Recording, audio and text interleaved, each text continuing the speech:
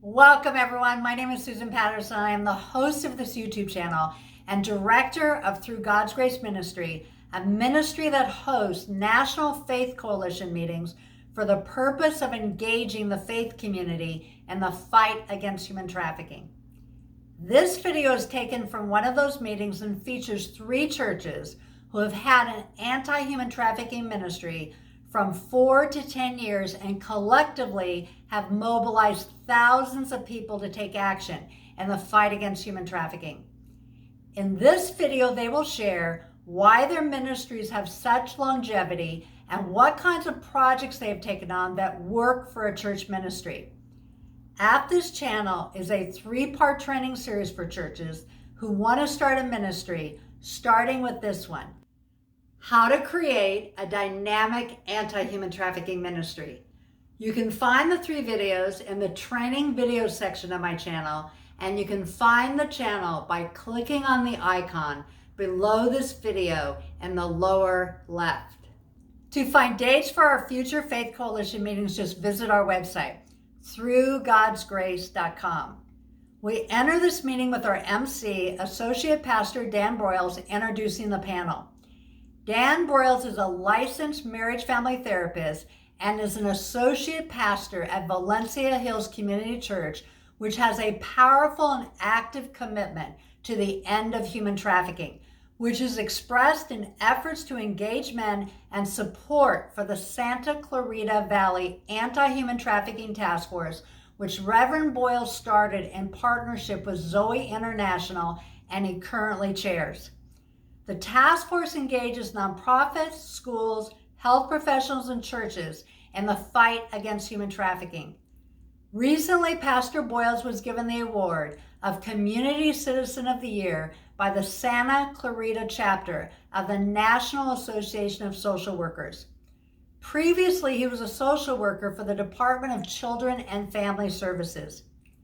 Please do support our work by subscribing to this channel and liking and sharing videos like this. Let's join the meeting now. Yeah, I'm excited about our panel today, who is really making a difference and who is really being advocates for those who need to have a voice. And so we're really thrilled, and we really hope this time provides you with tools and tips on how to grow whatever you're trying to do in your area. Whether you're just getting off the ground or you've been doing this for a while, we hope this is encouraging. So we have some wonderful people I'm going to introduce to us. So we have Genie Soto here, is here representing the Faith Ministry, which stands for Freedom and Intervention for Trafficking of Human, which started in 2013 at St. Lawrence Catholic Church. Their focus is on prayer and fundraising that provides financial support to various NGOs in LA County that serves victims and survivors of human trafficking. They provide education awareness to thousands in the South Bay area of Southern California. So thank you, Jane, for being here. And then next we have Kathy, and then Janet Carrete. If I say it wrong, I know I appreciate your patience. Are here representing anti-human trafficking ministry at Saddleback Church. They've been active in this for over 10 years. Their main focus is bringing awareness to the church and community, even in the midst of the pandemic. They're also working closely with survivors throughout the year and responding when a crisis or needs arise. They also provide prayer and support, referrals, and connections in the midst of this. And they have monthly meetings at 2 locations, and they're engaged not only in their church, but in the community. And then also we have Arthur Scott and Shayla Thomas are here representing a ministry that started in 2017. It's made up of a collaboration of churches in the Black community in areas where street trafficking is happening right in their neighborhoods. Their churches are St. Bridget and Holy Name Catholic Churches. Arthur, who's a member of the coalition, is from Faithful Central Bible Church. The main focus of their collaboration is awareness for their community and advocacy. The collaboration of churches has partnered with One LA, a political group in support of initiatives that help the poor, which is one of the keys to preventing victimization in the community for sex trafficking. And so we're thrilled to have people that are not just knowledgeable, but people that are doing the work and doing the hard work. And I always think it's great to learn from those who are already doing the work and not reinvent the whole wheel. And so we're just thrilled to have these wonderful people with us. And so I'll be just asking them some questions. You get to know them a little bit of what they do and how they started, but then also what's helped them sustain these ministries, because there's a lot of ideas out there. There's a lot of, hey, we should try this. But these people haven't just had ideas, they have implemented their ideas and maintained ideas and grown ideas. And so we're just thankful for them. So I'm going to just open up some questions for them on how do they come to create the ministry they're currently involved in. So I'm looking more for like the 1 to 2 minute version of this story. I know some of you probably could be a longer version, just like the 1 to 2 minute version of how'd you come to start this project or ministry. So just one of you just jump on in. Great. I'm the guy. I'll get the guy out of the way real fast. Thanks, Charlie. I was involved with a lot with gangs back in the 80s and 90s. So I've always been involved in anti-violence, and so being involved in anti-violence with gangs and the policing and everything, this led me to Oliver Bowie, Reverend Bowie, and Sheila Thomas. I'm over at St. Bridget's and Holman and Holy Name. And so it was a easy fit to move into anti-trafficking. I didn't know much about it. And then of course, once you start learning about it and the horrors of it, it just gravitates you and brings you in. So I've always been involved in anti-violence, and let's segued into this. Great, thank you. Sheila, if you don't mind sharing also then, so I know you guys partnered together. Yes, our ministry came out of basically ignorance. We live in one of the neighborhoods of our church. One of our churches live in one of the neighborhoods of the tracts. And what we call tracts is where human trafficking really occurs quite a bit. And for that, one day we were having a meeting with our youth, and someone came up to the fence. 2 girls came up to the fence. And so we basically was telling our boys to stay away from the fence because we noticed that we didn't know it was called human trafficking at the time. So in protecting our boys from the outside of the gate, it left an uneasy feeling because we had at that time, we had no feeling for the girls who were on the other side of the gate. And so that really, really bothered us. And so we just decided at that time that we're going to do something about this. And we started bringing more awareness to our churches and to our youth about what was going on. That's great. I love the willing to respond. You see something, you're not sure what to do, but over time, willing to respond. I just think that's fantastic. I love that. Genie, do you mind jumping in, sharing, Genie Soto, sharing a little bit about your story of how you got involved? Well, Susan Patterson came to our church and talked about human trafficking, and there was several people there. It was a smaller group then, and we just started growing.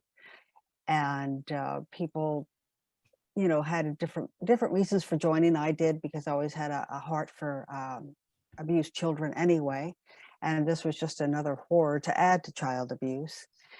It's a difficult subject. Every member of the ministry is passionate about what they do. They bring their different gifts, and we utilize those different gifts and encourage those different gifts. And some of us are great at fundraising, and we take the lead on that. Other ones do education and awareness, and that's what they do. And everybody participates in their own way. Some every meeting, some just help with fundraisers, and we welcome everyone. It doesn't matter what faith they're from. It doesn't matter, what they can bring. We welcome everyone. And again, it's really just the passion to want to do something and not just talk about it, but actually go out and make a difference. And I just want to, I'm so thankful for people like you, because I've never met a nonprofit out there that's like, oh, we're good with our fundraising. We're good with our money. We have too much funds for staff. And so the more people like you are putting that effort to do fundraising for nonprofits, the more they don't have to put their efforts into marketing. They can actually do it in the direct work of helping those who are hurting and going after and pursuing help for those. So thanks for doing that. I think that's wonderful. Thank you. Kathy, Janet, you might share a little bit about your story with Saddleback. You go ahead first. What's that? You go ahead first. Oh, okay. Yeah, it's been in existence. I was trying to think of how long. It's been way over 10 years. But I was coming out of the sanctuary of the Saddleback Church, and I was actually fresh out of cancer, brain tumor surgery, and radiation. And I was just kind of beeline for the parking lot, and a young girl came up to me and she said, "You need to see this." And it was how to, learning about human trafficking. And I said, "No, thanks." And I tried to get around her and she wouldn't let me. And she just pushed, case in point, the reason I share that is because she was so pushy, it got me there. I really didn't want to go. And she was successful at over 200 people being in the tent at Saddleback. And there was a documentary called Playground. It's still online. But it's harrowing. It's awful. And about child trafficking online. And so, and it was in Georgia and Portland. So anyway, I signed up and started doing outreaches and met Ann and Howie Sarmiento, who ran it for quite a long time. And their daughter had been trafficked from San Diego State. So they knew firsthand she was missing for 2 years. So that's how I got started. And and then Janet and Cindy came along. So I'll pop on. I got involved with this ministry, literally sitting in church with my co-leader, Cindy, sitting next to me. We were not co-leaders at the time. And the pamphlet that they have at church, it highlighted the anti-human trafficking ministry. And I thought, wow, I am a social worker with children and family services here in Orange County. And I thought, wow, I know about human trafficking, but I didn't know everything. So I'm like, let's go check this out. So we went to a meeting and we said, we need to be involved in this. We definitely need to be. And we thought we're going to be the worker bees. We will help in whatever this ministry is doing. We'll just keep on helping you with this. But we slowly found out that it was going to shut down at the Anaheim campus. And we decided there's no way that this can shut down. We need to keep this going. So God had plans for us to become co-leaders at that campus. And we've kept it going since then. And here we are 5 years later. God had a plan. Oh, that's great. That's really great. You responded like that. And that's They're wonderful. an answer to prayer. And a little bit of context of where I'm coming from. I'm in Santa Clarita, which is north about an hour of LA. And I was actually part of a different task force that was sponsored by our local government, our local city, and doing some other stuff with families and substance abuse in our area. And our community has a little bit of the reputation like, oh, those problems don't happen here. Definitely has kind of that vibe in our town. And I invited a nonprofit named Zoe to come speak at this to push the envelope a little bit. So they came and spoke. And after that, a colleague of mine and I literally said to our city officials, we have to do something. We cannot be quiet. We need to incorporate this into this city task force. And they said, no, we're not going to go there. We're not going to touch that. We're not going to address that. And so on our own, then we're like, fine, we're going rogue. And we ended up starting the Santa Clarita Valley Human Trafficking Task Force. And we literally went to all of our connections in the community that we knew, from hospitals to the local colleges, to nonprofits, to mental health places, and said, let's do something. And so that started about 2015. And then we actually started another one in Antelope Valley, Palmdale, Lancaster, about 45 minutes north of us, to do the same thing for their community.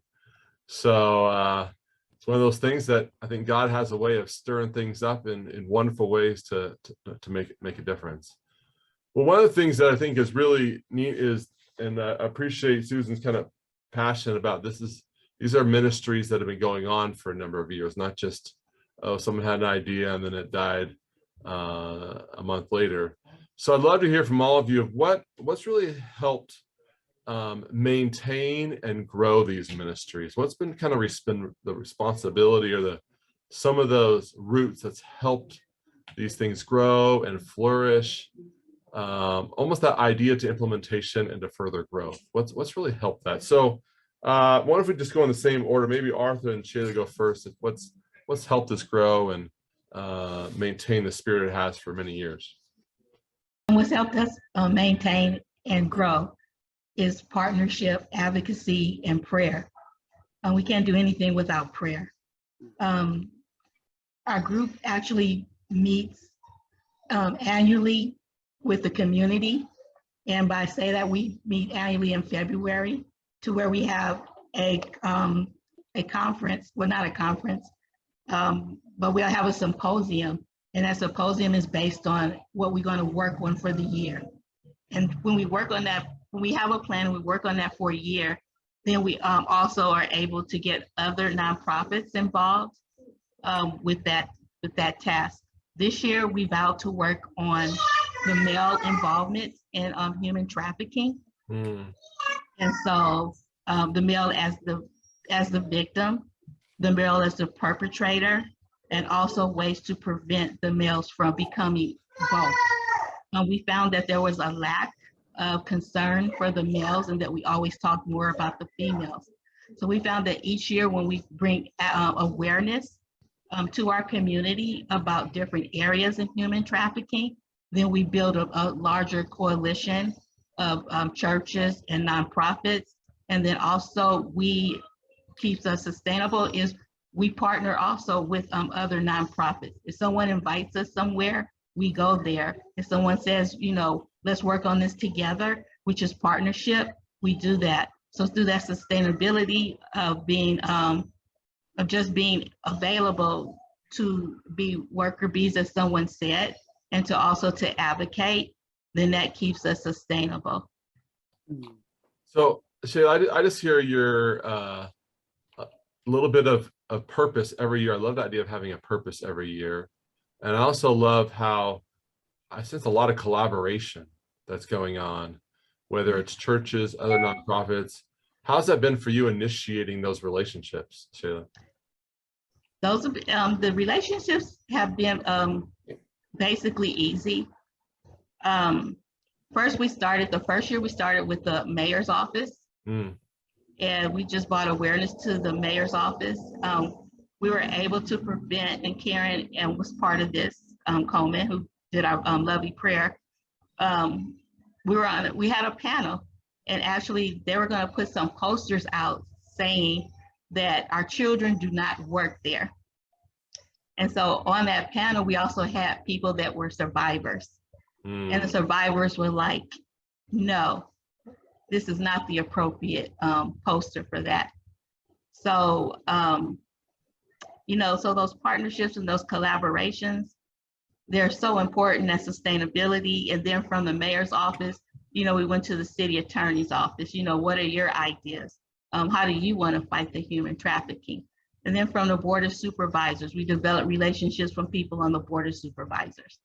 So, but then I think the best collaboration is the neighborhood and the people that are involved in it and the survivors, because you really want to hear what the survivors have to say, because that is the most important piece of the whole of being able to fight human trafficking, and also just to be around prayer for people that are willing to give it all and to continue to pray daily for this.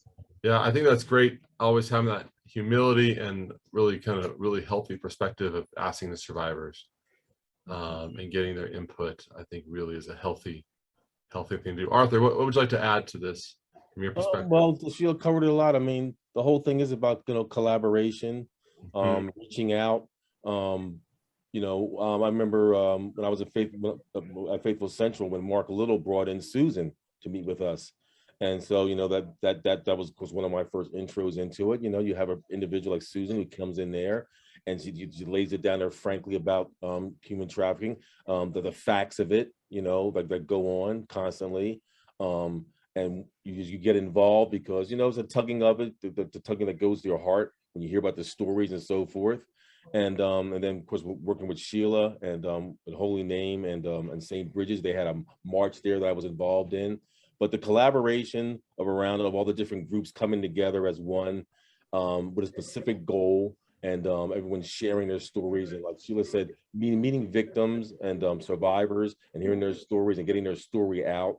And it's a hard mountain to climb a lot of times, because they said the stigma behind human trafficking is, you know, people, it's out of sight. People don't want to believe it's happening. People believe that, you know, the story of the working girls and all that sort of stuff.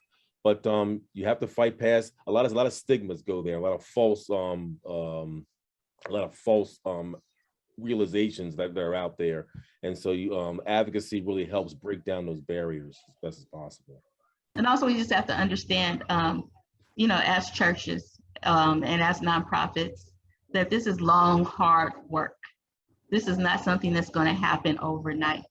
And we have to reinforce that to churches and to anyone that's fighting human trafficking.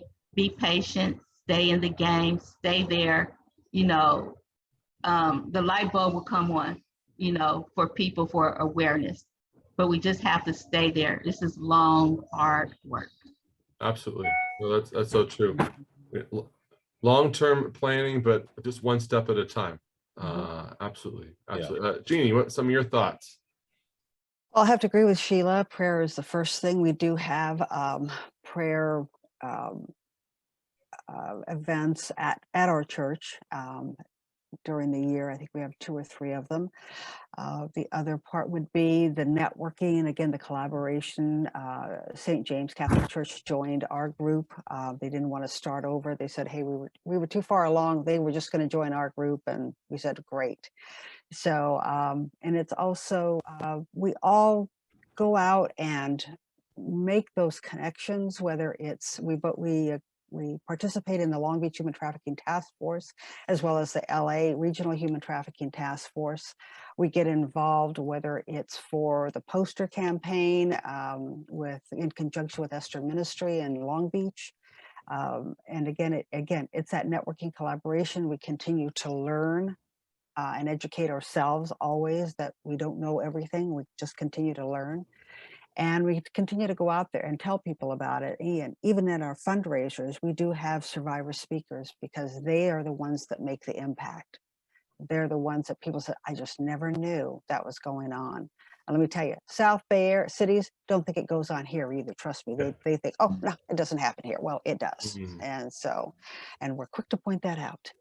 And but the community and especially our pastoral staff, our priests and our pastor are very, very supportive. And I think that made all the difference in the world as well. And our church supports what we do. They are behind us. They, if we ask them, hey, can you donate to this or that? They will. Can you, and they just are great. And they really understand what we're doing, and that there are these young women and men that need our help. And however we can do that, we're going to do it. Yeah. Well, it sounds like you have found leaders like that who are passionate, be willing to support you, which is really so vital. Yeah. And that takes some work in developing those relationships. What's helped you in the process of doing fundraising, Jeannie? Because that's not something everybody loves doing. It's asking for money, but I just think that's an important piece of this whole thing. Yeah, we try to make it fun as well. We just finished our largest fundraiser, which was our tea that we had at Chateau Tea House in Torrance. And the first time we had it, people just really loved it. We had a waiting list, and they just really loved what we did. And, we had a tea. We invited survivors from whatever nonprofit we were supporting for that tea. So we always choose different ones. I think we've supported about probably 13 or 14 different nonprofits in the LA County area. And we try to spread the wealth around, so to speak. And so this year it was Gems Uncovered. And we invited survivors from Gems Uncovered, as well as the CEO and founder. We asked them to speak. We had raffle prizes, and we had people. We have one woman that's just great at getting raffle prizes. Let me tell you, she outdid herself this year. But we try to make it fun, but we also try to bring the awareness there too. And I think between the two, there's that breaking bread together that makes a difference as well. Yeah, I love too that it sounds like when you're doing these fundraisers, it actually is kind of a way to market some of these nonprofits that don't have a marketing department. Yeah, they're just out trying to do the work, and they don't have the money to spend on marketing professionals for their agency. Yeah. So when you're doing that fundraising, it really is a way to market what's going on, because a lot of people don't even know what agencies are in their backyard. Have you found that to be true? Yes, absolutely. Yeah. Great. Kathy or Janet, what some of your thoughts on what's kind of helped maintain and grow and provide passion for the ministry? Oh goodness, where do we start? Well, I feel like our ministry has continued to be active because we are in regular contact with our volunteers and the leaders within our ministry, but also within our community and other churches. Genie and both Lee Dale that are on this call today have been with us in events that we hold for our survivors. Really, communication is key. We are also friends. We have been able to create and maintain friendships within this ministry. Also, needless to say, the volunteers that have been working with us have been able to establish relationships with survivors that we've been working with. We do many things within the ministry that bring us closer together. We have an annual Christmas party for our survivors, which during COVID ended up being a drive-through Christmas party. We had to be fast on our feet to determine what would happen during the COVID times.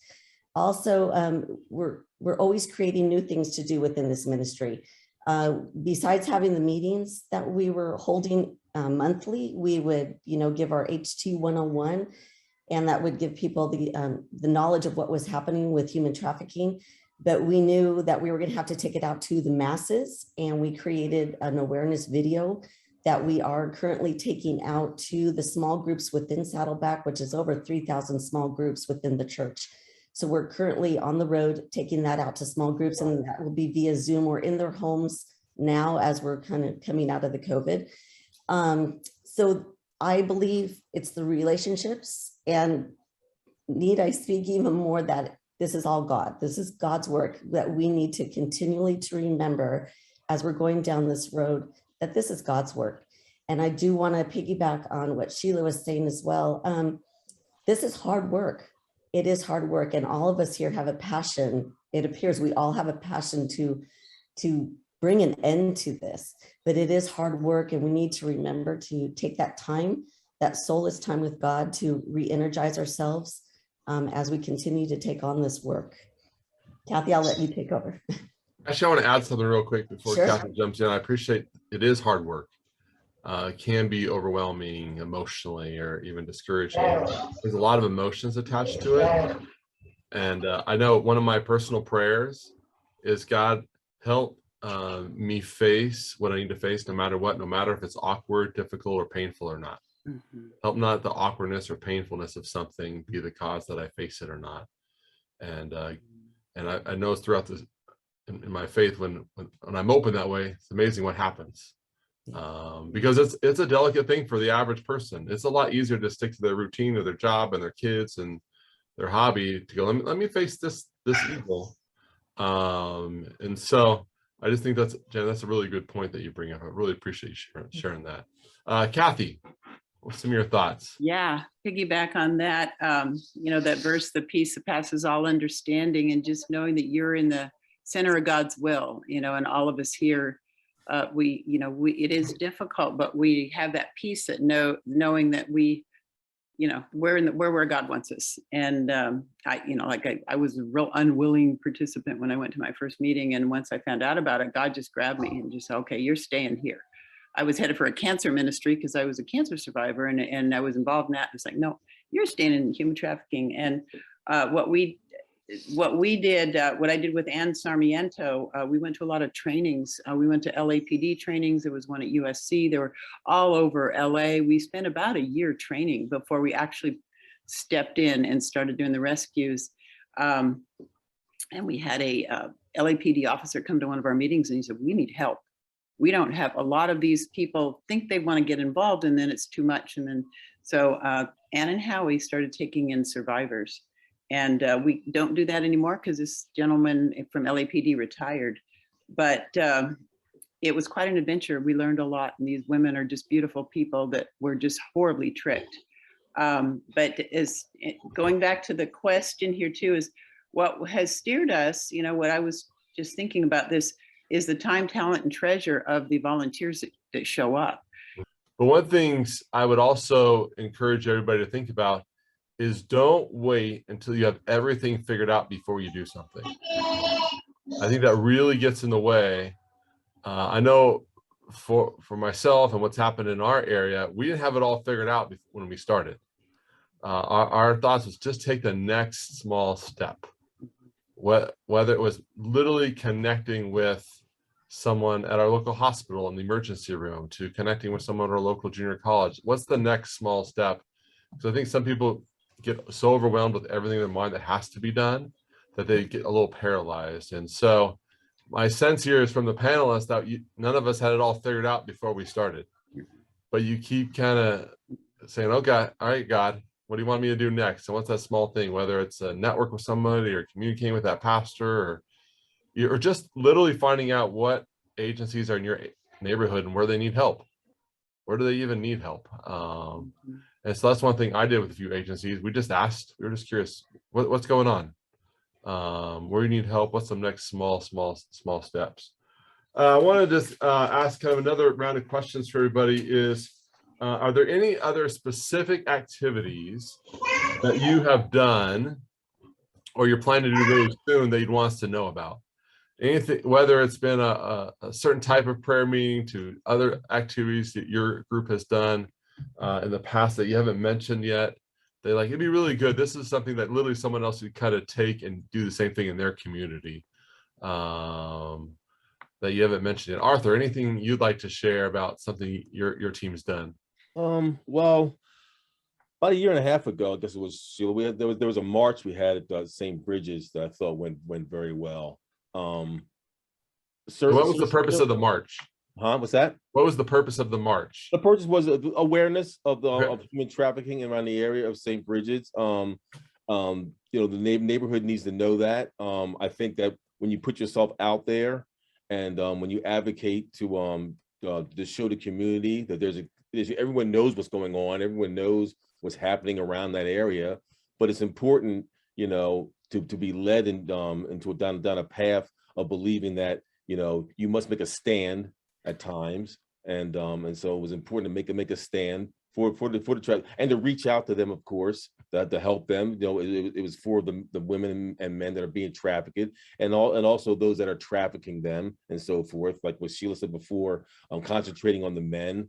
I certainly am moving in that direction. At first, the men and women that are being trafficked, the kids and stuff like that, you feel for them so much, and you want to, a couple of years ago, you would ask me, I would say, yeah, crush the pimps. But of course, that's not good, because some of these kids are 15, 16 years old, and even 35-year-old men that are out there being pimps are hurting inside. They come from tortured lives. And so I thought the march was very, very important for the community, because the community, of course, it draws people out. And when a church is out there doing something like that, having a march in which you're marching around the block dozens and dozens of times, it increases awareness. And this whole thing about human trafficking is about awareness. It's the key that we have to fixing this problem over the long haul, is to constantly push awareness to individuals and enlighten them along the way. Great, that's really good. Good. Sheila, how about for you? Yes, every year in February, we have what we call a Saint Paquita Day, and that's the human trafficking saint for our Catholics. And what we do is at that event, we just bring more awareness to human trafficking. And this year, what we have been working on is the problem of legalization, what legalization of human trafficking would look like. California is what Susan discussed in our meeting, before the meeting, that this is something that could be very possible.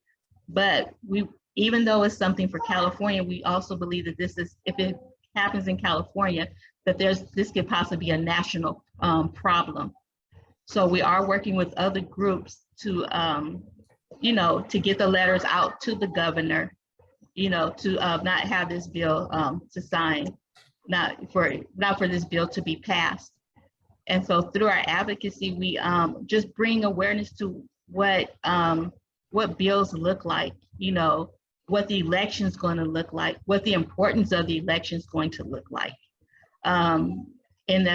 Even though it doesn't necessarily have to do with the focus of human trafficking, but it does, because if we don't pick the right representatives, if we're not informed voters, if we don't know our judges, a lot of these things go through our judges. If we don't know who our judges are, if we don't do the research on our judges and on our elections, then we don't make good choices. And these are how different bills and things get passed. So through our work of advocacy, we do a lot of work also on our voting process. Thank you very much. Genie, how about for you? Okay, well, actually, we're on to our next fundraiser, which is selling wreaths, which are beautiful wreaths. But a lot of our community, actually, we have one businessman who buys like 25 wreaths to give as gifts to his customers. And on the wreaths, we place as to what the wreath represents, and that it's being done to support a particular nonprofit organization that supports human trafficking victims and survivors. And then, much like Sheila, on St. Paquita, we have a rosary in our church. We invite everybody, don't have to be Catholic. Our priests, our deacons come as well and participate. And it's a special rosary just about human trafficking, about the different aspects of human trafficking. We pray for the victims, we pray for the perpetrators. And then we also do Stations of the Cross for human trafficking victims and survivors, which again relates the Stations of the Cross to trafficking. And that is very powerful. We invite our teens to that as well. And again, everybody goes out, they do different things with different organizations. They bring that information back to the ministry. We publish it in our bulletin, or we send out emails or distribution on our website, on the website from St. Lawrence, saying, hey, this is what's going on. If you're interested, please do this. We do toiletry collection for the nonprofits as well. So we do a variety of things, but we've done, what we do is we do a little bit at a time. So when we started out, we didn't do everything. First year, we basically educated ourselves. And then we took it one step further and we started the wreaths. And then we did one more thing. And the tea actually did not start happening until like 3 years ago, when we're actually going into our 9th year of our ministry. So I always tell everybody, don't try to do everything at once. Do a little bit at a time, get good at it, and then move on to the next one. And so that's what we do.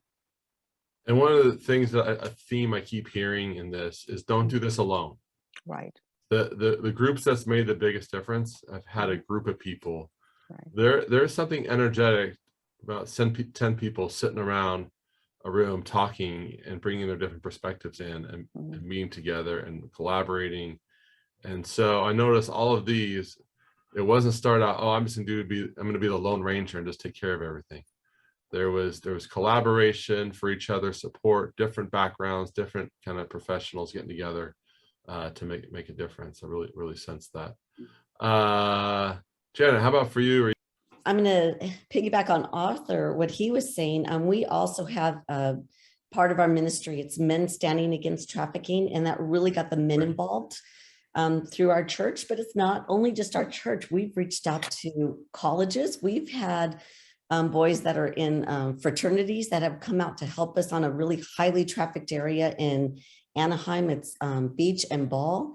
And we did not do this during COVID time for obvious reasons, but we were doing it once a month previously before COVID. And we'd be out there for over an hour with signs saying, women are not for sale. We'd have the human trafficking awareness line there, the helpline, so that the victims that were in cars driving by would be able to see the number and make a call if they're ready to come out of the life. So that was a huge one that we have involved too. So I appreciate you mentioning that, Arthur, because I was going to forget to say that. But we also do a backpack drive. We don't do this constantly because we ended up with so many backpacks in our garages, but we would get backpacks together and supply them to the task force that we have locally, to other churches that take care of, that also have within their ministries the ability to have victims come out of the life. At the time, they would have a backpack full of full-size toiletry items, because literally everybody here in this panel knows that they leave this when they leave the life, they have nothing but what's on their bodies at the time. So we give them clothes, toiletry items, and we all know what that includes. So those are just additional things that we do. But I think working directly with survivors, with the different events that we hold during the year, really keeps our hearts where they need to be, because we realize how they still suffer to this day of the trauma that they went through being in the life. So I think that keeps us on board to continue to do this job. And like we said, we are not lone rangers. We need to learn from each other. I'm learning today from everybody else on the panel what you're doing and what's keeping you going. And it keeps me going to hear that and to reach across, the aisle. We are in this together. We are all God's children. We're in this together. And that's what keeps me going, is I need to be there for those children that are desperately being hurt by others. So those are just a couple other things that I didn't mention before that we still do and what keeps us going. Great. Yeah, that's great. Just that awareness is helpful. And then just add a couple more details. One of the things we've done in our area is provide trainings for different types of professionals on knowing the signs, because this is not just a niche for social workers or just law enforcement. It's across all lines. So we've done ones for security companies was one. We put out just security companies in our area. We did one for hotel workers. We've done one for the medical community, those working in urgent care and ER. We have probably about 300 people for training in the medical community. And we're doing one October 23rd for those that work in education on how to know the signs of trafficking on your campus, and inviting administrators and teachers. So we're finding these different niches and reaching out and doing training. And the other thing I would just suggest is, if you're not sure what to do, help out in foster care. That's preventative work. I think the research depends who you ask. 70–80% of kids who are trafficked have a foster care background. I know Los Angeles County has more kids in the system than any place in the world. So I read a quote recently that said, when someone is emotionally starving, anything is appealing. When someone is emotionally starving, anything is appealing. And so helping kids be seen and heard, especially those in the foster care, is so significant, and loving on the vulnerable. Well, thanks for each of the panelists for giving up your time and your expertise and sharing. We're just thankful for all the work you do and just sharing your advice and your thoughts with us. I'm going to turn it over to Susan kind of for our next part. Hi, everyone. For this part, we're going to give people an opportunity to ask questions and also to make comments on what works to build a successful anti-human trafficking ministry. We want to see if we can keep this on target. I want to answer the first two questions, which is what brought me to the issue of human trafficking. And the answer is, I'm a foster adoptive mom. And if you're a foster adopted mom, you hear horror stories of what happens to these children when they're emancipated. When, they have no home, no family, whatever, they're coming out of group homes or on the street. Statistically, 1 out of 5 homeless teens become a victim of human trafficking. 1 out of 5. So with regard to what works to build a ministry, all the comments were awesome. There is one that didn't come up, which is this. Often, and my mission, by the way, is to build church ministries. That's what I've been doing for 10 years. And what I find is that people will do an event and very few people show up. So they decide that their church really isn't interested in this and they move on to something else. What they don't understand is that repetition works. You got to keep repeating your message. If that wasn't true, we would only see a beer commercial once, right? We see it 30 times because repetition works. So the first event I ever did at my church, I told everyone that, human trafficking was a problem, to come find out what they can do. 12 people showed up. They were the same 12 retired people who show up for everything. And I could have easily quit. Instead, I prayed about it and I said, God, what do I need to do? and what God showed me is I need to be smart, use my marketing background, and have events for parents that everyone's welcome to come to, with statistics that 25% of children who are online will be approached by a predator. 25%. And only 20% of those will ever tell their parents. Well, that scared people. And sometimes fear is what you need to get people to come. So the next event was 100, just to kind of give you an idea. The other thing that wasn't mentioned, because the people on this panel have been doing this for years and years and years and years, and they probably don't remember what it was like when they first started. But for a lot of churches I've worked with, they know to do an awareness event. And then once they've done that, they don't know what else to do. Now, the panel members have shared, because most of them are in Southern California, that there's so many opportunities to be educated, but people could be in the middle of the country. They don't have an anti-human trafficking task force, which is why, if you notice at the beginning where I put educational resources at my website, there's a section for churches where there's several videos letting churches know lots of things they can do so they'll never run out. So I just want to mention that. Thank you and welcome. Thank you, everybody. Susan, thank you again. I know I thank you every time you do this. Panel, thank you too. That was amazing stuff. And I'm going to keep this to 2 minutes if I can. This is probably my 30th year of being involved in this, full time. Everybody, Sheila and everybody was talking about using survivors. My gosh, use them. They have PhDs in life, not just as speakers, but in your forming, in all of your committees, in your exploring, all that kind of stuff. They're so valuable, and they know more than all of us put together. My suggestion is just to realize you have to educate before you even begin to get people engaged, whether you're talking to businesses, counties, public figures, and obviously common folk. Barely anybody knows what's going on. As far as fundraising, it's the easiest sell. I mean, I know that sounds horrible. I come from a business background. Selling children being sold is simple. You have to educate and then you sell. We have, and I don't mean to put a light on us or anything like that. We've literally gone after people or businesses or people of wealth and resources. And we got 2 houses north of $750,000. We have a house called the Lighthouse that we got donated and just deeded it over to the Orangewood Foundation because they know what they're doing there. And then we got another house north of 750 that we got donated. Actually, our first meeting was at Saddleback North up in Anaheim. And from there came another house that's called Tatiana's Home, which is a 90-day emergency safe home. And we lease it to Salvation Army for $1 a year. And they run that program. And I'm giving those 2 examples because we've all done fundraisers and they're valuable and needed. And like you said, Dan, you can educate, you can get the word out through fundraisers, obviously, and that's a great way to do it. But you have people in the larger congregations for sure, or in the community who, for us donated $100, they donate $100,000, and it's kind of the same thing. I'm not one of them personally, but there are people and organizations out there. So don't be afraid. My suggestion is to go out and go after something bigger.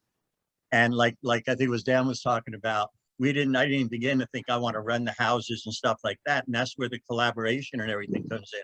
You find the right partner and they do it because they're better at it and they have more resources for it. So it's all egoless. And that was better. I wanted to jump in 2 or 3 times. I love it. And we always love when you share them. I mean, a 30-year veteran, you're just, it's amazing. Stephanie, I'm going to have you share next, but I just wanted to make a comment about what Jim said, because some churches don't like fundraising because they feel it's in competition with their own fundraising efforts for their own church. They don't have a lot of money. Right. So I just want to share what I did. I went to my church. They told me I couldn't do any fundraising. So I said, fine, can I have a donation basket on my table? And I did a drive for Covenant House, who goes out to the street to find homeless youth before the traffickers find them. And they give out 500 blankets a month. So I did a blanket drive and had a bulletin announcement and an altar announcement where, at the end of the service, they say, the festival's coming up, whatever. They announce my drive.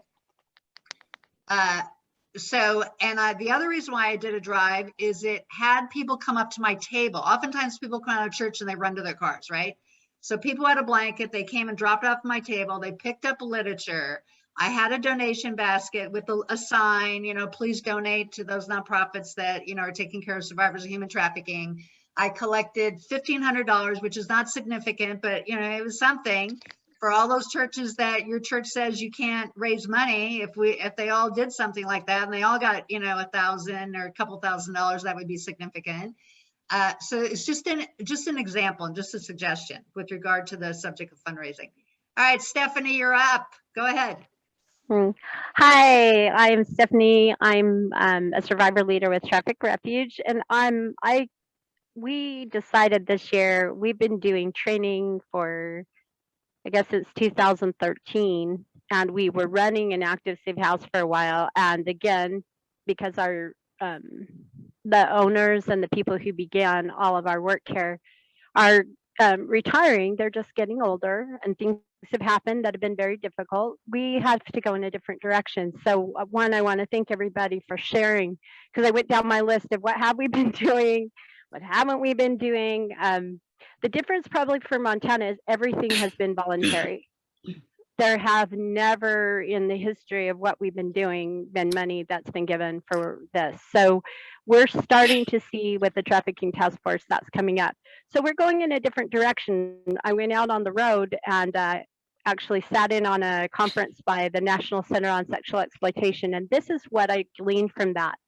I did my first actually in Springfield, Missouri.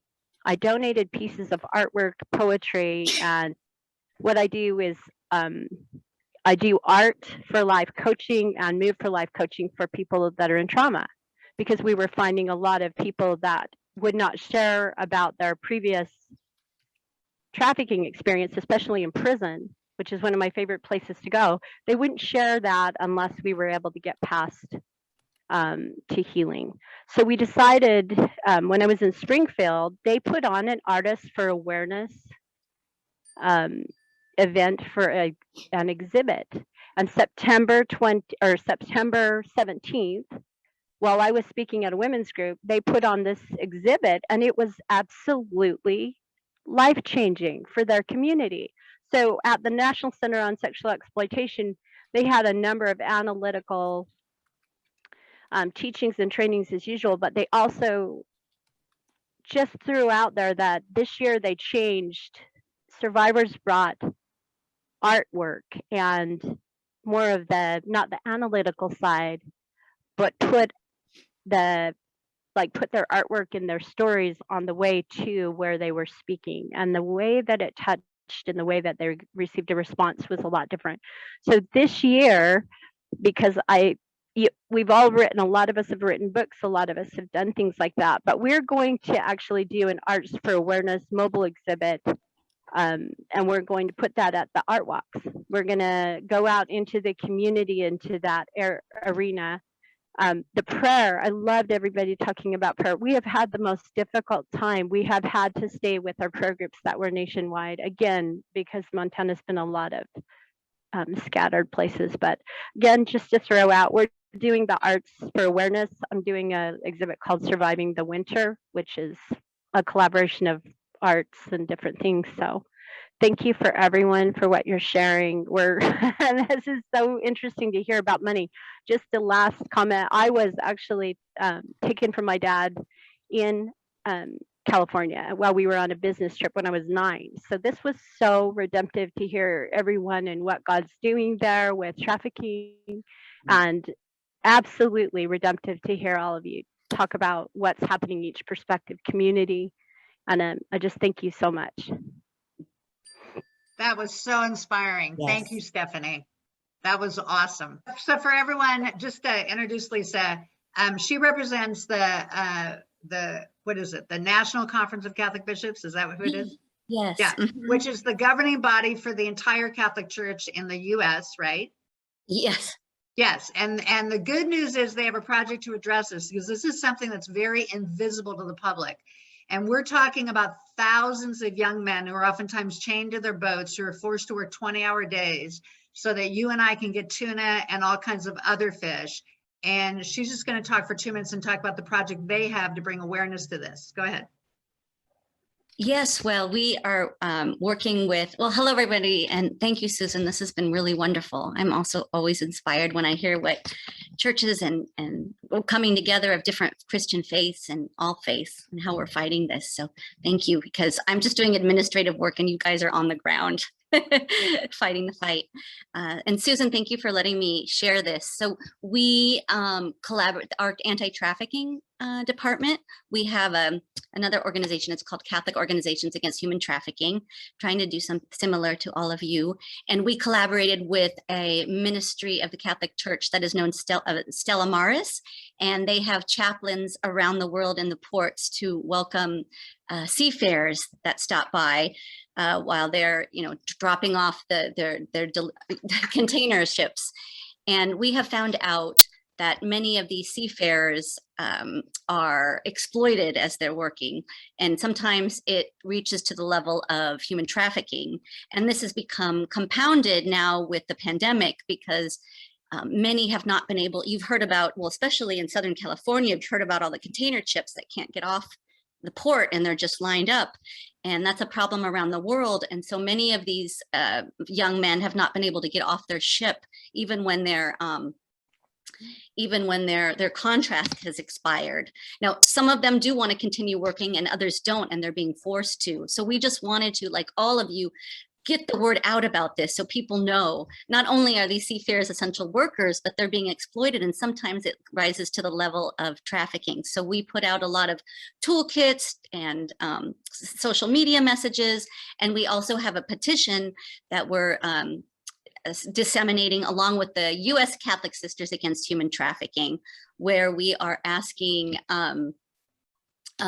is it Costco? We've asked several companies to realize that if they are trying to, if they are trying to work to make sure their entire supply chain is transparent and that all workers are being respected, they need to think about the seafarers too. And stand up for their rights. So I'd love to share that link with you. I don't have it right now, but if I could give it to Susan and send it out to you, that would be wonderful. Go ahead. Hi, I'm Lisanne. Hi, I'm Lisanne. So the church that I'm currently at, they partner with other organizations. So they're recently we had Thrive Justice come and do a training.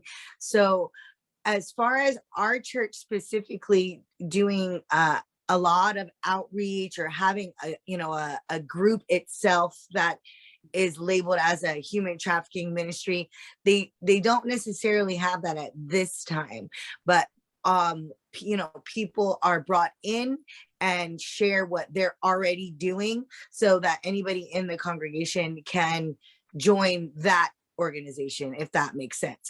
There's just some, I don't know if there's just a lack of staff or a lack of, not sure, I'm fairly new to the church, and then also I partner with someone in our area. We live in the Empire of Southern California, and A21 does a walk for freedom every October. So one of the congregants and we are co-hosts for a local walk in our area. So that is something that anyone can host the A21 walk.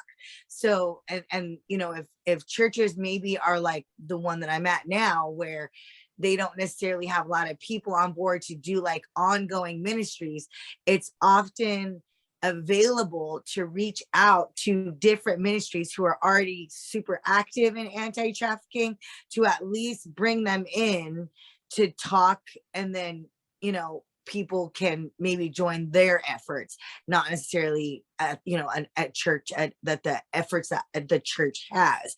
And I too am super excited about the art awareness information, because at my church we do have prophetic art like regularly like displayed and that sort of thing. So thank you so much for sharing about that. I'm definitely gonna rope that into my church. I'm gonna say, look, we need to do art awareness events for human trafficking. So I'm definitely gonna be contacting to try to be spearheading that at my church. So thank you, Stephanie, so much. I'm so excited. And I personally am a survivor of sexual abuse, trafficking, addiction. And I just recently did a spoken word poem, and I was sort of asking the Lord, the arts are so healing. And I did an event, like a public event, and I spoke, I spoke about these things in a poem, and it like clicked. Like it was really helpful for me. And I was asking the Lord a way to incorporate my passion for, human trafficking awareness with that. And here I am with, this idea now that Stephanie has presented, and I'm just grateful. So thank you so much. I just wanted to share those things. Hi there. My name is Kim Curry, and I'm over on the other side of the world over here in Florida. I'm in Melbourne, Florida, but I lived in Rancho Cucamonga, Lisanne. I lived in California for about 25 years, so super excited to connect with all of you guys over in California. My home church, the house in Palm Bay, Florida, supports my organization 1,000,000,000%. I'm so grateful for their support. I run an organization called A New Life International. And a couple of things that we do that has been super successful is we do strip club outreach, and we provide toiletries, jewelry. We just did outreach Wednesday night, and we gave out Terry Savelle's vision board books. We had a workbook and a book that just teaches the girls how to do vision boards and set their goals in front of them. And it was such a successful night. We get to pray with the girls, and I call them my girls. We've been doing it for 2.5 years, and they're just amazing, amazing humans. Really, really fun to be involved that way. Our church also does quarterly free outreaches to all women in our community, and a lot of our ladies will come to this. It's free haircuts, manicures, hand wax. They have a boutique. We do toiletries at our annual Christmas program. So there's a lot of outreach stuff that's going on here. I would love to pick Jim's brain, and I intend to contact you because we definitely need homes and more resources here. But we've been starting with the awareness. I do a lot of speaking and education awareness, etc. And I love collaboration. I think that is so key. We've got a couple of organizations I've encountered, I'm sure you guys all have too, where it's competitive and ridiculously frustrating, and you just have to walk away if there's no working with those folks, and you just trust the Lord that he's going to surround you with the people that you do need to work with, and will be wanting to be collaborative with you. It is overwhelming. This work is incredibly overwhelming, but one bite at a time, right? One step at a time, one life at a time. And I just got back from Honduras, so our reach is now international, really trying to educate the families over there about paying coyotes to bring their folks over here, what's really going on a majority of the time. So we're involved in several things, but just wanted to touch on that. We have a walk that's coming up. So I'm going to integrate Stephanie's art idea into our walk, because I have a building that's being used for this as well. I think that's a fabulous idea. So we have a walk in Melbourne, Florida on January 15th to bring awareness, and we'll have auction and stuff going on to raise funds as well. But just trying to be supportive in any way that we can. So really appreciate this group, all that you guys are doing, and the opportunity to share what we're doing over here in Florida. Love it. Thank you so much. So Dan, why don't you, I think you had a comment you wanted to make? Yeah, I just want to add, there's been a growing number of trainings out there on knowing the signs of trafficking out there. But however, I've partnered with a local nonprofit called the Child and Family Center. We're actually doing a training on November 5th on not regarding the signs, but what do you say to a victim once you're in contact with them? And maybe you're talking to them at your church or in an office. Even professionals like social workers, therapists can get continuing educations for it. So we're doing a 2-hour event. Dr. Rebecca Johnson out of Washington. She's been about 30 countries doing this. So that's on November 5th. I'll put some more stuff in the chat about it. But she's absolutely wonderful, Christian psychologist who's going to specialize in what to say and not say that's helpful and not harmful. Okay, just one additional thing that's happening with our ministry as well, as Cindy headed this up. It's an outreach program. We have a group of volunteers that have committed to a 1 year, 2 hours a week of working with survivors, just keeping them lifted up and giving them resources if needed. So that's an additional thing that we're doing. I'm going to keep it short so everybody else has a chance. So there you go. But Saddleback Church probably has the most experience in having a church ministry to survivors. And this is so important because oftentimes these survivors get released from their rehabilitation program by the nonprofit, but they still have no community to be part of. So they half of them wind up going back into the life. And it's so important we invite them into our church community. That's what churches are about. Invite them to our singles groups, to have, like what Saddleback has, a ministry that's supporting them, help them get childcare, help them get a job.